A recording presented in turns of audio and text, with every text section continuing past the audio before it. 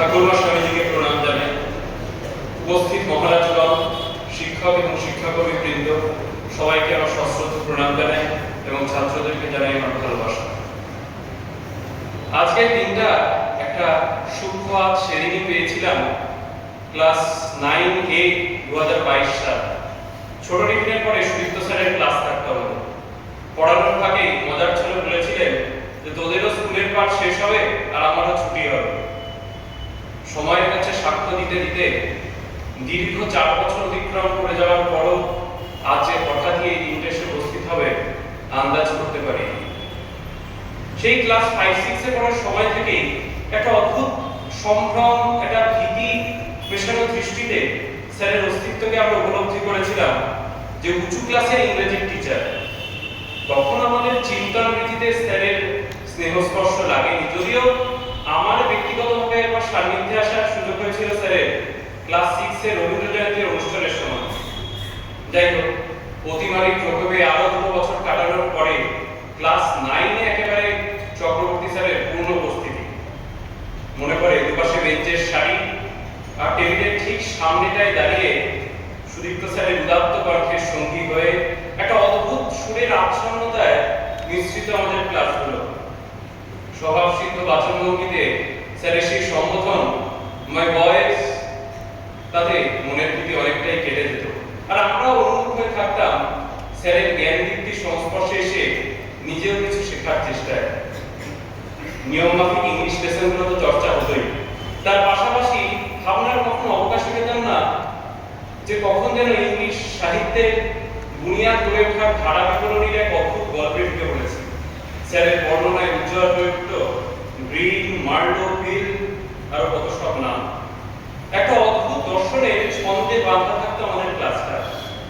আর সেই একই দর্শনে সাহিত্যকে বিশ্লেষণ করতে শিখতাম আমরা, আর সাহিত্যের আয়নায় দেখতে শিখতাম নিজেকে। আজও মনে আছে 11 এর সেই ক্লাস, স্যার ম্যাকবেথ পড়াচ্ছেন। ম্যাকবেথের ক্রমপতনের মধ্যে দেখতে পাচ্ছি মানুষের মনের অন্তর্দ্বন্দ্বে একটা অদ্ভুত নিবিড় সমাবেশ।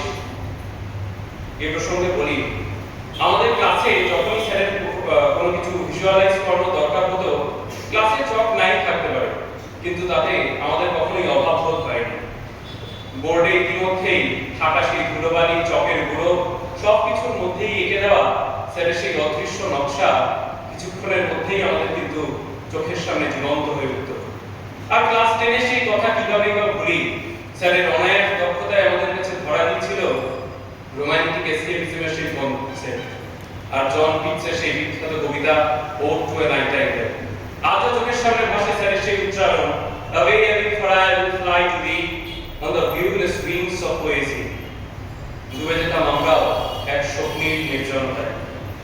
আর স্যারের পড়ানোর একটা আশ্চর্য গুণ ছিল একটা অদ্ভুত প্র্যাকটিক্যালিটি আর একটা অদ্ভুত বাস্তবতা, যার নিগড়ে জানা জিনিসগুলোকেও একটা নতুন দৃষ্টিভঙ্গিতে দেখার সুযোগ পেতাম আমরা, অনুপ্রাণিত হতাম।